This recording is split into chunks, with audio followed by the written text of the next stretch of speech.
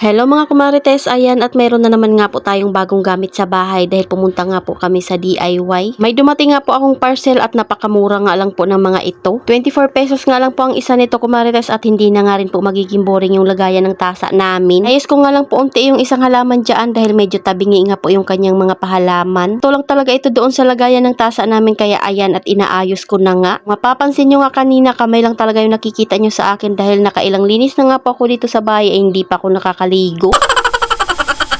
Kaya ayan, inaayos ko na nga po yung mga pahalaman dyan, kumarites. Ganyan nga po yung pagkakaayos ko noong una pero hindi nga po ako nagandahan. Kaya binago ko nga kaagad yung pagkakaayos niya at ganyan nga po yung nagustuhan ko. Tingnan nyo naman at hindi na nga po talaga boring itong lagayan ng tasa namin. Yaya ko na nga lumabas yung tatlo kumarites dahil ilang buwan na nga rin po kami hindi nakakaalis dito sa bahay. Pero syempre, kailangan nga namin muna pumunta doon sa Mr. DIY. Alam nyo naman yung kaligayahan ko ay magpunta nga lang doon. Bili nga lang po kami ng shawarma para meron nga po kaming merienda.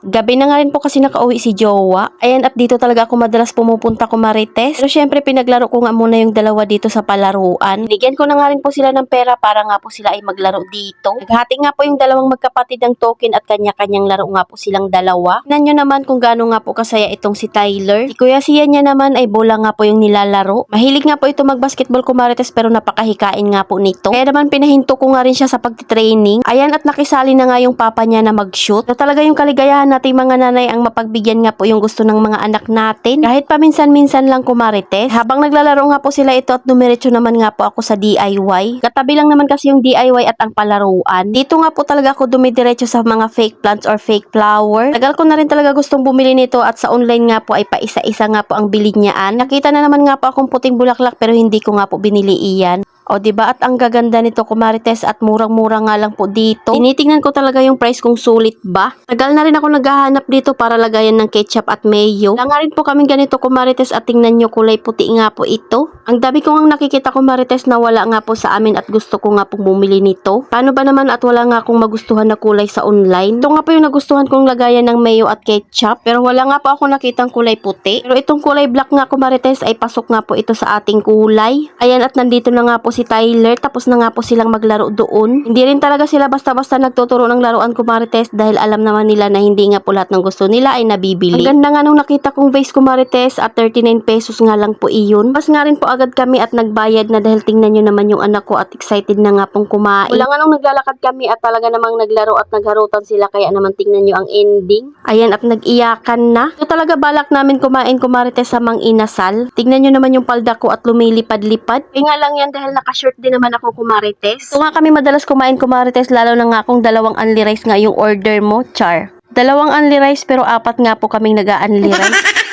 Ang ending, wala na po palang chicken doon sa Mang Inasal. Dalawa na nga lang daw yung chicken nila at kaya naman dumiretso na nga po kami sa Jollibee. Kaso biglang nagkagulo nga kumarites at isang order na lang pala ng chicken yung available. Pansin ko nga at hindi na sila nagkakaintindihan. Kung alam mong nabad trip na nga po sila sa isa't isa. Kaya naman sabi ko okay lang at isang chicken na nga lang po yung kukuhain namin para na nga lang po yun kay Jowa. Pero masaya naman yung dalawa kumarites at sa Jollibee nga po kami kumain. Yun na lang talaga at malaki na nga po ulit yung chicken ng Jollibee. Kaya nabusog nga rin po yung dalawa kong anak. Binigay pala sa akin ni Jowa yung kanyang palabok dahil kinuha niya nga po yung rice ko. Umalis nga po ako ng bahay kumarites na fresh pero tingnan nyo naman at hulas na nga po ako ng pawis. Yung mas okay pa nga yung itsura ko pag nasa bahay kaysa nga po nung umalis kami. Ayan at yung itsura ko mukhang kakatapos ko nga lang maglaba.